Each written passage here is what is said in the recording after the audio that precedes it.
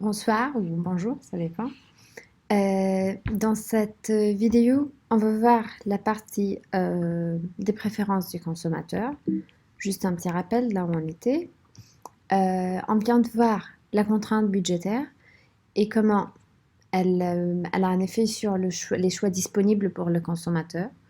Étant donné son budget, étant donné les niveaux de prix de deux biens, on peut déduire l'ensemble des paniers accessibles au consommateur, ce qu'on appelle l'ensemble budgétaire du consommateur. On a vu comment les variations de revenus et ou des prix auraient un impact sur cet ensemble budgétaire-là et sur alors les paniers qui lui sont accessibles.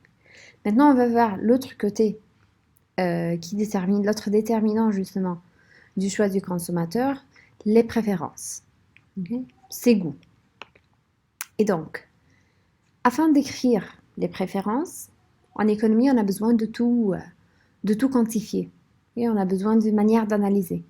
Donc, on ne peut pas dire qu'un consommateur achète un bien pour la simple raison qu'il a un goût pour ce bien. Oui, il a un goût, c'est vrai, mais on aimerait savoir comment analyser ce goût-là. Okay? On ne veut pas comment il a formé son goût, pourquoi il aime ce bien et non pas un autre, mais prendre l'idée même qu'il a un goût envers un bien et essayer de l'analyser. On va voir tout de suite qu'est-ce que ça veut dire. Et donc, afin de décrire les préférences du consommateur, les économistes ont élaboré la notion d'utilité. On utilise toujours la notion d'utilité. Si je préfère un bien, si j'aime un bien, c'est-à-dire ce bien-là me donne de l'utilité, de la satisfaction. Okay?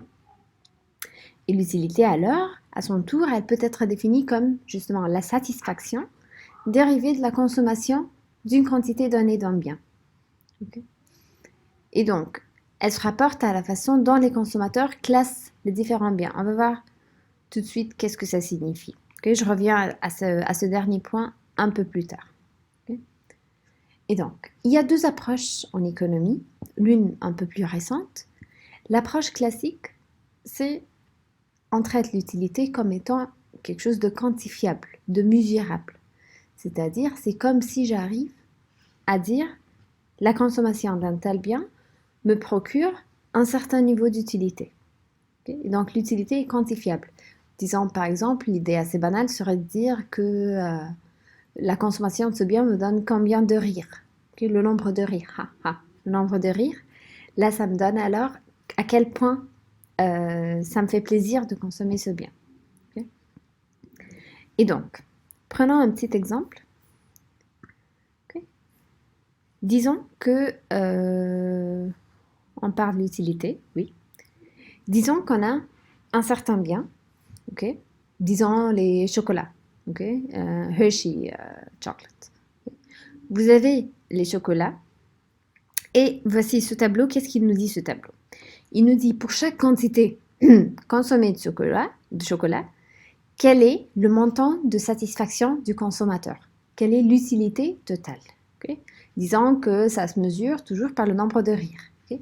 Lorsqu'il a 0 morceau de chocolat, il a 0 rire. Lorsqu'il obtient un morceau de chocolat, il a 4 rires. Okay? Lorsqu'il consomme 2, il en a 7, et ainsi de suite. On s'intéresse maintenant à savoir deux notions principales. Premièrement, qu'est-ce que c'est que l'utilité marginale? Et deuxièmement, quel est le comportement de l'utilité?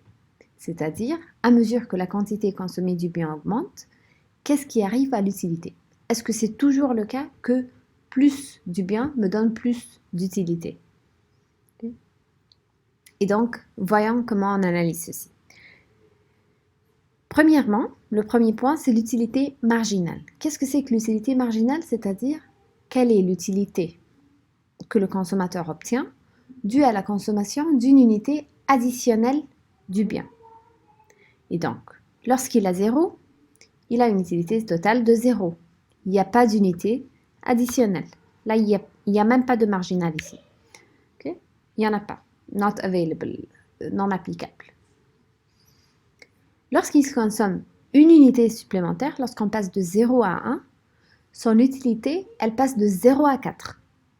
Donc, l'unité additionnelle à elle seule, 16 unités, a rapporté combien en termes d'utilité à notre consommateur? Simplement, la variation de l'utilité, 4 moins 0, due à la variation de la quantité, 1 moins 0. Et donc, l'utilité marginale, on peut l'écrire ici maintenant, mathématiquement, je peux dire que l'utilité marginale, c'est la variation de l'utilité totale due à la variation de la quantité. Et donc, l'utilité totale, disons que ça c'est le point de départ et ça c'est le point d'arrivée. Okay? Donc, arrivée moins départ, 4 moins 0 sur arrivée moins départ, sur 1 moins 0. Et donc, c'est 4. Donc, je dis que l'utilité marginale de la première unité consommée, du premier morceau de chocolat consommé, c'est 4. C'est-à-dire, lorsque je consomme ce premier morceau, mon utilité, mon nombre de riz, augmente de 4. Okay? Quelle est l'utilité marginale de la seconde unité? Okay? Combien ça a rajouté si j'obtiens un nouveau morceau de chocolat? Dans ce cas, l'utilité, elle passe de 4 à 7. Et donc, dans ce cas, elle augmente de, justement, c'est la variation de l'utilité, elle augmente à elle seule de 3. Donc, la seconde unité consommée me donne, elle seule, augmente ma satisfaction, elle seule, de 3. Tel qu'en tout, lorsque j'ai 2 unités de chocolat, j'ai en tout 7 unités d'utilité. Okay? Et donc, la troisième unité, combien elle me procure? C'est simplement 9 moins 7, et donc 2. Là, c'est 1. Okay? Mon utilité, elle est passée seulement de 9 à 10. Ensuite, là, elle ne varie plus. On va voir tout de suite qu'est-ce que ça signifie. Qu'est-ce que ça signifie en fait? Le fait que lorsque j'ai 4 unités de chocolat, 4 morceaux de chocolat, j'ai la même utilité que si j'en ai 5. Ça veut dire justement que la cinquième unité, elle seule, ne rajoute rien à mon utilité. Okay? Elle n'augmente pas ma satisfaction, mon niveau de satisfaction. Voyons encore plus loin. La sixième unité, qu'est-ce qu'elle fait à mon utilité? En fait, elle la baisse de 1. Et donc, l'utilité marginale, c'est de moins 1. Si je trace maintenant, je vais tracer deux courbes. Je vais tracer ce tableau. Une fois, utilité totale avec quantité. Et une autre fois, notre graphe, utilité marginale avec la quantité. Si je trace, j'aimerais savoir d'abord le comportement d'utilité totale à mesure que la quantité augmente. Ensuite, j'aimerais savoir le comportement d'utilité marginale à mesure que la quantité augmente. Okay? Donc, qu'est-ce qui se passe? L'utilité totale, si vous prenez les points, j'ai le point 0, 0. Okay? J'ai le point 1, 4. J'ai le point 2, 7.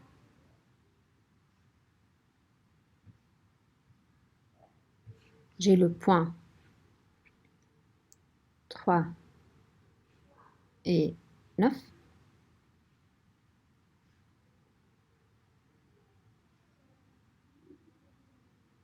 Okay. Ensuite, je passe à l'unité. Je tiens à tracer point par point. Vous allez voir tout de suite pourquoi. 4, j'ai 10.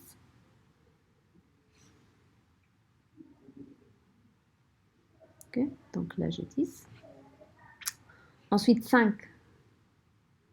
Disons que c'est là. Je reste toujours à 10. Okay. Donc voici les points.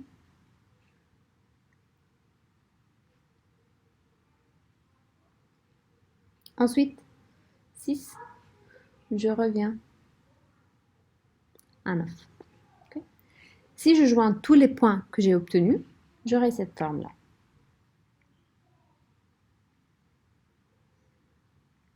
Okay. Qu'est-ce que c'est que cette forme? Okay. Qu'est-ce que ça signifie? Et justement, pour que ça soit assez clair, je commence à représenter comme ça. Okay. Et donc, qu'est-ce que ça signifie? Ça signifie que l'utilité, elle est en train d'augmenter. Il y a une phase où l'utilité augmente. Okay? D'abord, elle augmente assez rapidement. Ensuite, elle augmente lentement. Juste une petite parenthèse. J'efface et je vais retracer juste pour vous montrer comment. Vous vous souvenez, on avait dit que lorsqu'on a une pente qui augmente, c'est-à-dire la vitesse d'augmentation, le rythme d'augmentation est accéléré. Si on a une pente qui devient de plus en plus aplatie, le rythme d'augmentation décélère. Je vais expliquer tout de suite qu'est-ce que ça veut dire. Voici la fonction d'utilité, l'utilité totale en fonction de la quantité. Et donc, je vais la départager en 3 phases. Okay? Je départage une première partie, une seconde et une troisième. Phase 1, 2 et 3. Okay? Dans la première phase, qu'est-ce qui arrive? Vous avez une pente qui est en train de faire quoi? La courbe, elle devient de plus en plus pentue. La pente, elle est en train d'augmenter. Dans ce cas, on dit que l'utilité augmente à un rythme accéléré. C'est-à-dire, à mesure que Q augmente, l'utilité augmente assez rapidement. Okay. Et donc, le rythme d'augmentation d'utilité est assez accéléré. C'est-à-dire, lorsque je n'avais pas de chocolat, à mesure qu'on me donne des unités additionnelles, mon utilité augmente très vite. Je deviens de plus en plus satisfait, assez vite. Pourquoi? Parce que disons que j'avais déjà faim, j'avais pas de chocolat du tout, et donc j'en avais vraiment envie. Donc une fois qu'on me donne du chocolat, mon utilité a commencé à augmenter rapidement. Dans une seconde phase, je commence à avoir de moins en moins faim. Maintenant, je suis plus ou moins saturée. Mon utilité augmente toujours. Me donner plus de chocolat me donne plus de satisfaction, mais à un rythme de plus en plus décéléré. Okay? Et donc l'utilité augmente. Chaque unité me rajoute moins que la précédente. Okay? On va voir tout de suite en traçant le graphe de l'utilité marginale. À un certain point, mon utilité ne bouge plus. C'est-à-dire, à mesure qu'on me donne du chocolat, je ne suis pas du tout plus satisfait. Okay? Je reste au même niveau de satisfaction. Ensuite, qu'est-ce qui arrive en mon utilité? Justement, elle baisse. Okay?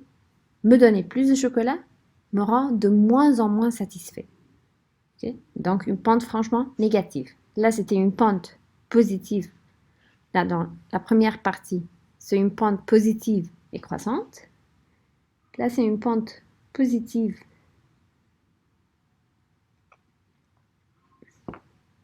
mais décroissante. Là, c'est une pente négative. Okay? Et donc, c'est ce qui arrive. Ce sont les 3 phases par lesquelles passe l'utilité à mesure que la quantité augmente. Comment expliquer ceci? Eh bien, ça s'explique justement par l'utilité marginale. Okay? Et donc, voyons maintenant, non pas qu'est-ce qui arrive à mon utilité totale, mais qu'est-ce qui arrive à l'utilité marginale. Quel est le comportement qui est dû à chaque unité additionnelle. Si je la trace, je verrai que pour l'unité numéro 0, il n'y a rien. Okay. Pour l'unité numéro 1, ok. Là, c'est pas possible d'écrire les chiffres chez moi. Désolée, je vais les écrire ici. Pour la première unité, j'ai une utilité marginale. Justement, il faut voir là. Pour la première unité, l'utilité marginale, c'est de 4. Seconde unité, et donc première, c'est 4. Deuxième, c'est 3. Et ainsi de suite. Okay? Juste pour que ce soit, si vous tracez avec les chiffres, là on devrait avoir le maximum à 6 unités, n'est-ce pas? À 5, pardon, c'est à 5 que ça ne bouge plus. À 5. L'unité numéro 5. Et là, ça commence à décélérer à partir de l'unité numéro... Là, ça rajoute 4. Là, ça rajoute 3, 2, 1. Vous voyez, c'est en train de diminuer. Ok, ça a une pente négative et ça diminue. Et ça devient même négatif. Ok, ça va venir tout de suite. Voilà. Ok. L'utilité marginale, rien n'empêche de rallonger la droite en fait. L'utilité marginale, quant à elle, comment elle se comporte? Eh bien, elle est toujours décroissante et c'est ce qu'on appelle la loi de l'utilité marginale décroissante. Je crois que vous l'avez déjà vu en bac. Et donc, à mesure que qu'on consomme davantage du bien, que les unités consommées du bien augmentent, chaque unité additionnelle du bien me rapporte de moins en moins d'utilité que l'unité précédente. Okay? Et donc, dans ce sens-là, me donner plus de chocolat devient de moins en moins intéressant pour moi à mesure que j'en ai déjà trop. Et donc, là, lorsque je n'avais aucun morceau de chocolat, la première unité m'a rajouté 4, ce qui est très intéressant. La seconde unité, là, je deviens un peu plus saturée, elle m'a rajouté 3. La quatrième unité, là, j'en avais déjà trop, elle m'a rajouté une unité d'utilité. La cinquième unité ne me rajoute plus parce que déjà je suis saturée, j'ai plus faim. La sixième unité, elle commence à être nuisible pour moi. Disons peut-être que je commence à avoir mal au ventre ou ça commence à m'énerver le fait qu'on me donne des chocolats et moi je n'en veux pas. Okay. Et donc, voici les phases. Vous avez dans la phase 1 et 2, là, l'utilité est toujours décroissante. Okay. Mais elle reste positive. Dans ces deux phases-là, vous avez l'utilité marginale et positive. C'est-à-dire, me donner plus de chocolat continue quand même à augmenter mon utilité. C'est un montant positif. Toute cette partie, c'est un montant positif. Au point 0, cette unité ne rajoute rien à mon utilité, la cinquième unité. Ensuite, elle devient, dans cette partie-là, l'utilité marginale devient négative. Donc l'utilité marginale, quant à elle, elle passe par, disons, deux grandes phases. Une phase, elle est toujours, tout au long, elle est décroissante. Une partie, elle est positive. Et donc, lorsque l'utilité marginale est positive, l'utilité totale augmente. Parce que quand même, rajouter des unités augmente mon utilité. Ça rajoute un montant positif, donc en total, ça augmente. Par contre, lorsque l'utilité marginale est négative, là, on a l'utilité totale qui diminue. Parce que rajouter des unités est nuisible pour moi, n'est pas satisfaisant pour moi, ça réduit ma satisfaction, ça retranche de ma satisfaction, donc en total, mon utilité diminue. Donc c'est justement, peut-être que vous l'avez vu, c'est la marginale qui explique le comportement du total. Okay? Si l'utilité marginale est positive, donc en total, ça augmente. Si l'utilité marginale est 0, donc en total, ça ne bouge pas. Si l'utilité marginale est négative, donc en total, ça diminue. Okay? Et donc le tout est expliqué justement, ce qui explique cette figure, c'est la loi de l'utilité marginale décroissante. Et c'est la loi de l'utilité marginale décroissante qui va expliquer à son tour le comportement de l'utilité totale. Okay? Et donc déjà, ça c'est l'approche, on avait dit qu'il y a deux approches pour expliquer les préférences. La première approche, ce qu'on appelle l'approche cardinale, peu importe le nom, ce qui nous importe, c'est qu'on essaye de quantifier l'utilité. C'est comme si, derrière tout ça, il y a l'hypothèse implicite que l'utilité, c'est quantifiable, c'est mesurable. Je peux dire exactement, chaque morceau de chocolat rajoute combien à mon utilité, et donc mon utilité totale, c'est de combien. C'est une hypothèse peut-être un peu trop forte, c'est pas très logique, on ne peut pas mesurer l'utilité. D'où la nouvelle approche alors de l'utilité, c'est l'approche ordinale.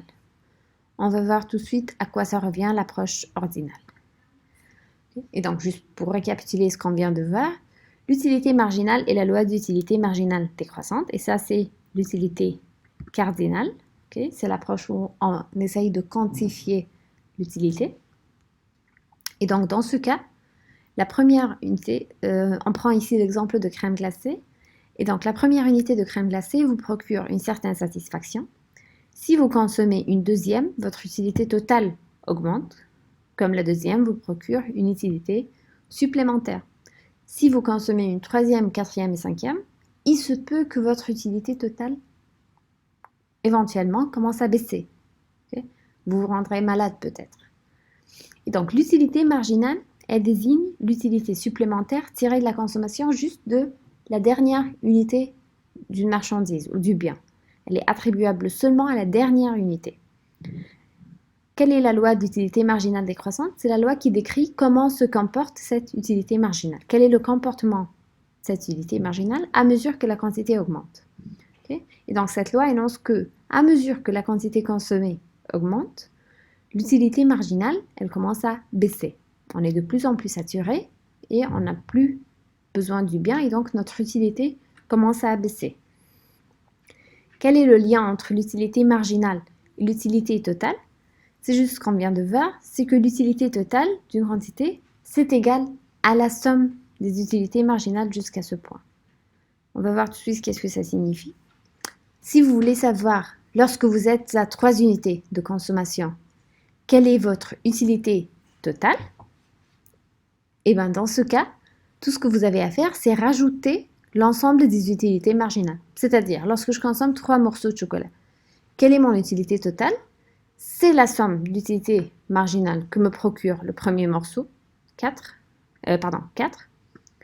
plus ce que me procure le second morceau, 3, plus le 2.